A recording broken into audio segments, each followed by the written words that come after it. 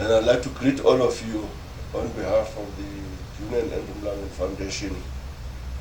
And I'd like to thank the Kathrada Foundation for giving us this opportunity to come here and celebrate and witness this day. As Nishan said, we're here 6 years ago. How time flies. I never thought that today I'll be standing here to witness this. As we're gathered here today to reflect, to pay tribute, to remember Aunt Kathy, our stalwart, our liberator, our hero, a very outstanding individual who have sacrificed his life so that we could be here today as a free nation. Auntie Kathy to me was a gentle giant, very soft-spoken, and a man with dedication.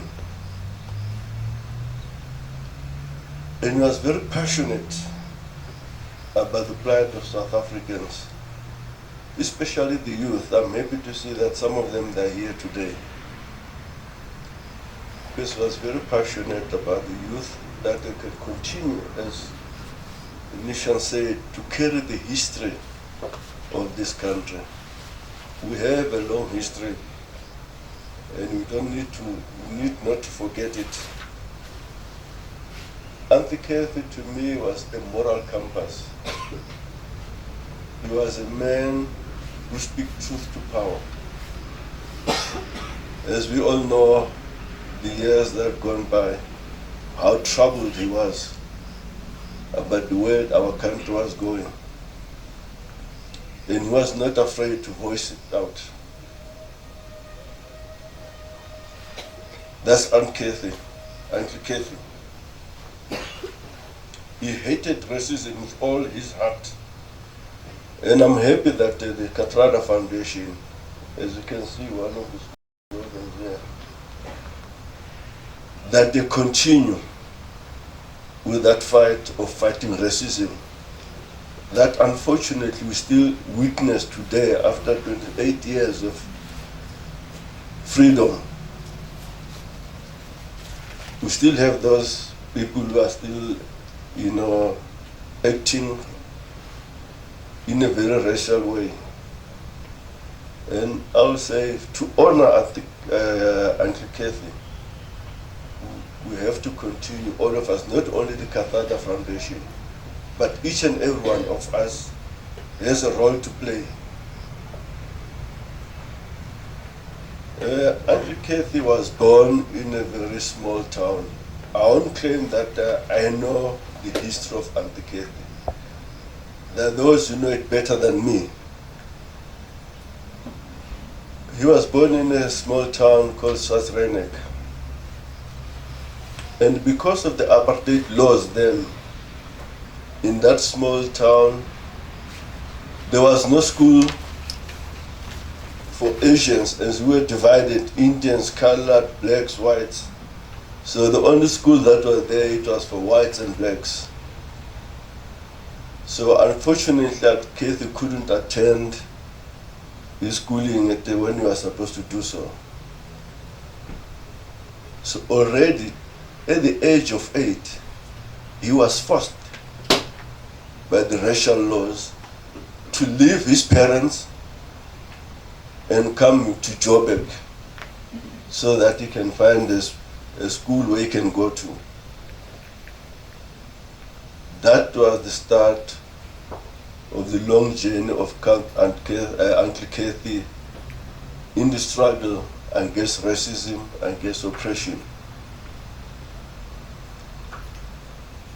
Then he met people like Dr. Dadu de Cachalias, that also played, I think, a role in influencing his thinking.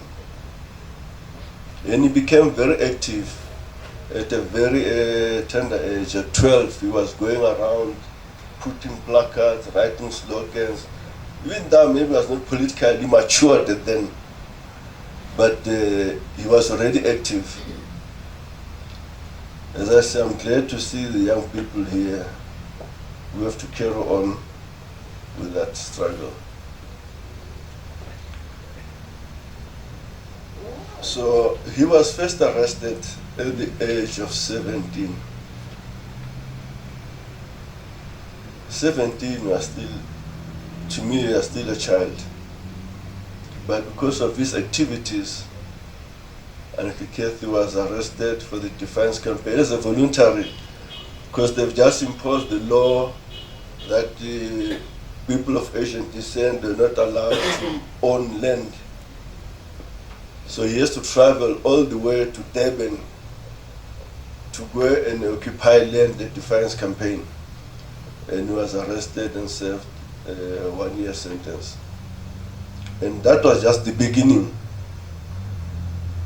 of his long journey of in and out of prison several times. He was banned, house arrest, but as he was, defiant as he was, he continued carrying up his work underground until he was again arrested finally in 1963 for the famous treason trial.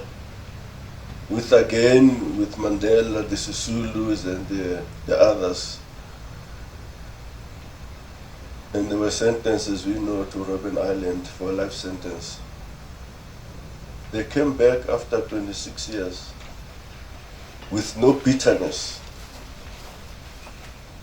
They continued where they left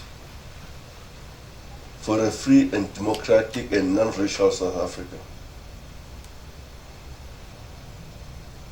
And Keith was not a man who was interested in position. He was working his way just quietly. Not like we see today, people they join organizations just to have a position of leadership and all that. But Keith was not like that. He was a dedicated member of the ANC. And he worked hard for this democracy that we are enjoying today. He was such a humble man. I remember when he visited Denmark some years ago, I think it was 1996 or 98. So he came, he was visiting Denmark, and also to say thank you to the anti-apartheid movement. So we were with him that day. We had a bride together with him. It's my time. Okay. No, but I have a great respect for Uncle Keith, and I'm happy that the foundation, the Kathrada Foundation, is continuing on this journey. And we have had some activities together to carry on with this work. So please, let's continue. Thank you.